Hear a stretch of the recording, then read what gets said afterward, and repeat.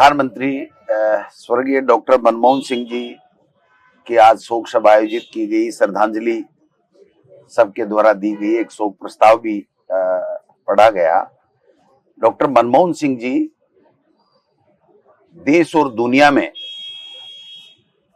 उनका नाम है। उनके अपने काम की वजह से, उनके स्वभाव, उनका जो व्यक्तित्व था, 10 साल वो देश के प्रधानमंत्री रहे। उन्होंने पूरे विश्व में भारत को नंबर 1 बनाने का काम किया। और डॉक्टर मनमोहन सिंह जी ने जो आर्थिक उदारीकरण के जो योजनाएं और जिस प्रकार से उन्होंने काम किया, पूरा विश्व मंदी के दौर से गुजर रहा था, लेकिन हिंदुस्तान पे उसका फर्क नहीं पड़ा।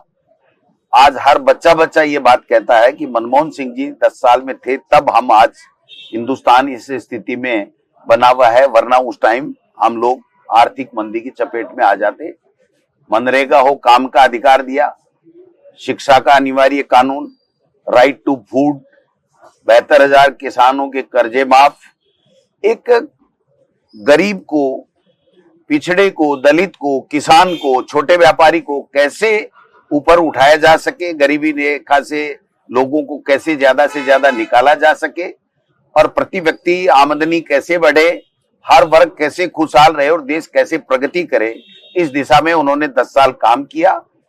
आज लोग तुलना कर रहे हैं कि मनमोहन सिंह जी का जो काम, उनके जो कानून और उनकी जो फ्लैगशिप योजनाएं किस प्रकार की थी, और 10 साल से मोदी जी हैं।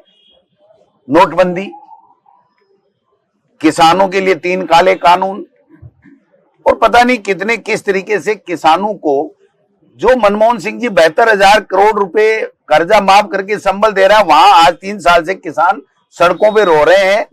इनके वादे के पूरा कराने के लिए कि एमएसपी हम लागू करेंगे, ये वादा उन्होंने किया था, और फिर लिखित में समझौता करने के भी 2 साल बाद में भी वो लिखित में समझौता हुआ, उसकी पालना करेंगे कि नहीं करेंगे, इस बात के लिए भी दिल्ली में नहीं भेजा जा रहा। और यहाँ राजस्थान में तो हद ही हो गई, जब जनता की डिमांड के ऊपर प्रशासनिक दृष्टि से लोगों को सुविधाएं मिले, हर गरीब व्यक्ति भी अपने काम कराने के लिए जिला कलेक्टर के, एसडीएम के, तहसील के, पंचायत समिति में, बीडीओ के पास में और संभागीय आयुक्त के पास में, आईजी के पास में जा सके, उसको लेकर करके जब हमारी सरकार ने जो 3 संभाग और जो 9 जिले खत्म किए, ये बनाए थे, तो आप समझ सकते हैं कि इन्होंने 12 महीने में केवल इनकी एक ही उपलब्धि है कि दिल्ली से पर्ची आई और उस पर्ची को पढ़ दिया। वो गलत है, सही है, इससे कोई लेना देना नहीं है।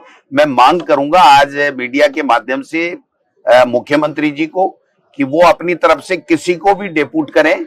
हम हमारे कांग्रेस पार्टी की तरफ से डेपुट कर देंगे। आप बताएं कि आपकी ये जो कमेटी थी उसमें क्या मापदंड थे, और हमारी कमेटी में हम बताएंगे कि क्या मापदंड थे। हमारी कमेटी ने पूरी तरीके से सही मापदंड मान करके जनता की जो इच्छा थी, जनता की जो मांग थी, उसके मुताबिक काम किया। और आपने एक बीजेपी के कार्यकर्ता को, ललित के पवार बीजेपी ज्वाइन कर चुके, बीजेपी के कार्यकर्ता से ये 9 जिले और 3 संभाग खत्म करा दिए। आपको थोड़ी, और वो भी ऐसी डेट ले ली कि 1 तारीख से फिर जनगणना के कारण से भारत सरकार की रोक रहेगी, ना आप कोर्ट में जा सकते हो और आप 2 साल कुछ बात भी नहीं कर सकते हो। तो इससे बड़ा अन्याय क्या हो सकता है? अगर उनको कहीं लग रहा था कि हमारे जिले में किसी सीमा को इधर उधर करना है, किसी तहसील को निकालना है, किसी पंचायत को निकालना है, किसी राजस्व गांव को निकालना है, तो वो कर सकते थे। उनके पास में 12 महीने थे। आज आप समझ सकते हो कि किस प्रकार से लोगों में, एक एसपी से कोई बात हो जाती, कोई न्याय नहीं मिलती, तो आईजी के यहाँ हमारे जैसे सीकर में चला जाता, बांसवाड़ा में चला जाता। तो ये सारी चीजें 12 महीने में इन्होंने कुछ नहीं किया।